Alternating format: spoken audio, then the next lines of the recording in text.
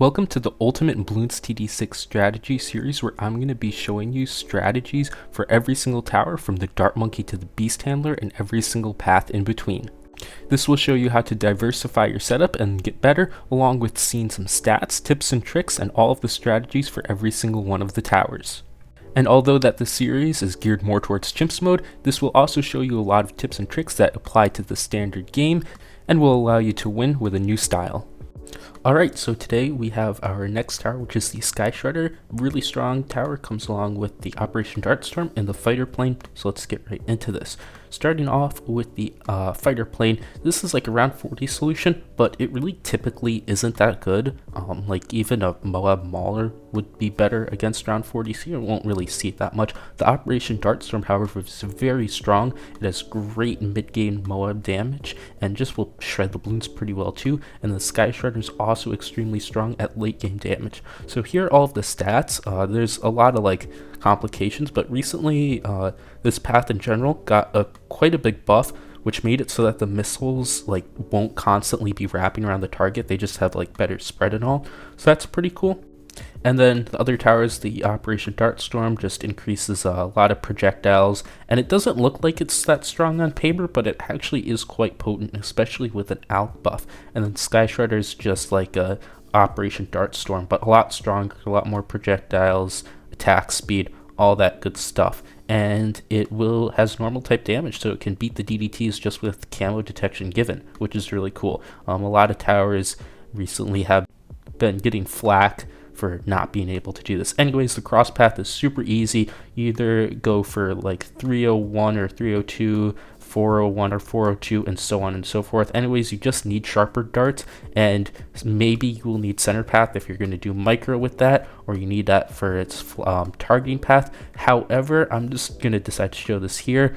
The center path on maps like this, for example, it may look good, but it's not actually that good. You want it to be going over the track directly in one concentrated area. So usually figure 8 or figure infinite are pretty much by far the best options. Like here, for example, you can see it's very concentrated, the damage all in one spot. You can take out a pretty big rush of BFBs, no problem. But if I get it on center path and put it so this ace is going to be like directly on the path throughout this whole map, where it goes in the one big loop, the consistency of damage goes way down, and just not being consistent is going to make it leak a lot of everything. So you want to keep the damage concentrated in one consistent area, which is why you're looking for typically the center path, or no, not center path, figure 8 or figure infinite. Center path sometimes, rarely is better, but usually it's not, so typically you wouldn't even need to buy that, therefore you don't need to get it. Anyways, as you can see, the fighter plane, it kind of barely took out the MOAB there. It's not really that good, so we don't really use that a whole lot. But the Operation Dartstorm, on the other hand, is very good, especially when you buff it up. So the buffs that you might want to give it is just the drums, of course, but also an ALK buff, just one Berserker Brew 320, and this thing will be destroying tons and tons of MOABs, and it's also going to be able to do some fairly good damage to the ceramics inside. Not the greatest, but it's pretty good, so you typically want to get that some cleanup. And then the Sky Shredder, as I mentioned before, doesn't need MIB, but an overclock is very, very strong on that. The B-Brew has pretty good uptime as well, and some people might think that's odd because it has so many projectiles, but it's actually based on the amount of volleys of projectiles. So that entire cluster of, I don't even know how many darts, each time that goes out, that only counts as technically one projectile. So the B-Brew even has pretty good uptime on it. You could get a stim if you want to, but it's not really needed. And then maps it's good on is where you can make use of the figure 8 and figure infinite targeting. So if it can't really work out that well, it might not work out. You can always do like center path, ace micro, and that stuff, but that's not that fun. And heroes, you can do pretty much anything, but you can also check out Rosalia to give it the discounts, which is pretty interesting. Rosalia got some buffs, so she's a bit stronger now, but basically as just a very generalized damage tower, you can do a lot with pretty much any hero. So let's take a look at the objectives, and that's just going to be Sky Shredder late game and ODS as MOAB damage. So as this first example, I'm going to be taking a look at a pretty interesting synergy. I used to hate on this a lot just because it like wasn't that good, but now after a ton of buffs to like the carrier flagship. Carrier flagship is really strong, so a Sky Shredder and carrier flagship synergy is quite powerful. Anyways, I'm going to be getting Rosalia down here just for fun and to get that discount on the ace. And basically the whole idea is that we're just going to get a carrier flagship that's going to do a mid-game carry. As you know, it can do that, but it also gives another buff to the aces, so you'll get an attack speed buff from the carrier flagship. Along with Rosalia, we'll be making it cheaper. Very nice, all that stuff. And then they're just two strong towers, so two strong towers, one of them giving a buff to the other, like why not? It's a pretty good. And then you can just get like Glue Storm or some other support, one that will help out the carrier flagship or the Sky Shredder. Of course, you want to get that overclock for the Sky Shredder too, and then you're just going to be doing so much damage. So it's really quite fun and powerful strategy. The way I'm doing it here on Haunted, yeah, this is the map Haunted. This was one like the first added maps. I think it came out in the update where like the Cyber Quincy skin came out, which is ages ago, like 6 years ago maybe. That was quite some time. Anyways, we just get we're going for a destroyer early, so I'm going to get that crossbow to deal with camos. Rosalia is going to be doing a bit, going to have the boat helping out there too, and then once I can get destroyer, we're all good. I'm going to get a reactor for decamo later on, while I have this ace kind of spinning in circles. One thing that I kind of messed up is that I could have, if I'd done the placements better, put a village in between Rosalia's platform and the ace, so I could have just gotten a 2-2-0 village and not really needed the reactor, because that really wasn't needed, but it's not too bad of an issue. I was able to work around it just fine. Anyways, with just this one fighter plane and the carrier, I was able to go into the carrier flagship, and now that we have that, we should cruise through the mid game no problem. I'm going to grab my Operation Dartstorm, village, and an Alk buff, and then I will be pushing on to the Sky Shredder. Once I get that, I'm just going to have it on Figure Infinite here. That's going to keep it concentrated in the one area right over kind of, well, where the ace is itself. And there I am trying to put a village in a spot that it obviously won't fit in. So anyways, we got the Operation Dartstorm. I'll buff this, and then in a few moments I'm going to skip all the way to like round 79 or something. But with the carrier flagship, you're going to really have no problems, and this has just a lot of power. Like, I'm showing it on an intermediate map, but you could easily push this away into like the hard advanced and even like expert maps. Well, some of them maybe, not all of them probably though. But yeah, it's just a great synergy. You don't have to do it with Rosalia too. As I mentioned at the beginning, this is like very generalized damage. It's not specialized towards a certain hero. It's going to be doing like all sorts of the types of damages, so you can just like kind of throw any hero if you want, whatever it might be. You really could do anything, maybe even Ben if you're so inclined to. Anyways, we got that village up there, carrier flagship, everything's just being shredded.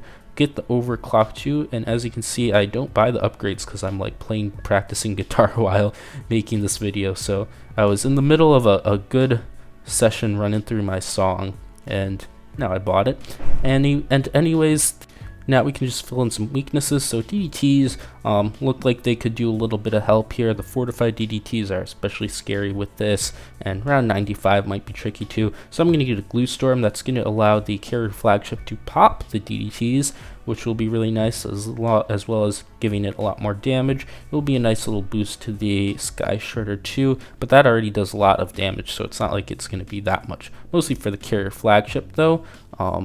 And then, so there's the Glue Storm right there. Got it right after 95, how convenient. And then I can just use like Rosalia's abilities and all, and that will pretty much destroy everything. So from there, everything's pretty good. We just overclock it. For 98, I just used Rosalia's abilities. 99, there was Glue Storm, and then 100, this has pretty good round 100 damage, so that goes down too. Anyways, really cool and awesome strategy. So another thing you can do is just have an Operation Dartstorm in the mid game to deal with some of the MOABs. So for this example, like, I have great ways to kill the Bloons with that Ring of Fire and all, but the MOABs are a little bit tricky, so I just get a Operation Dartstorm, put that in a good spot. I can Alk buff it. Well, it has a stim there, so it has Alk buff, and the MOABs literally are just destroyed. It's really strong, really great tower, and I definitely recommend using it if you need some help. Anyways, let's take a look at the next example, which is going to be using Sky Shredder, but I'm going to be going for the Sky Shredder first. So what I'm going to be doing is I'm going to have the Operation Dartstorm doing its job of taking out the Moabs very well, and then pair that with some towers to help out with the Bloons, and that in theory should be able to get me a Sky Shredder like before round 80 or something. And you can do this on some tricky maps. I'm going to bring Soda. The hero here might count a little bit more because you need a hero that's going to really push you through the mid game very well, because we're pushing through the mid game itself. That's the whole idea of this, with a few cheaper towers. So sometimes going through the mid game just with a few cheap towers might be hard. Like, you might fall short in a lot of aspects, and then in order to fix it you just have to spend a lot of money, and then you'll never get to your destination. So like everything was a waste in the first place. So you need to really make sure like you're locked in, things are being spent right, you know when you're going to get it, and your hero especially needs to be very good. So Soda's would be very good in this case. Churchill with the buffs that he got recently are also pretty good. That was actually pretty recent. This video is going to come out in a while, so it might be pretty old. If you remember though, you'll see it the day I make it, which is October 28th.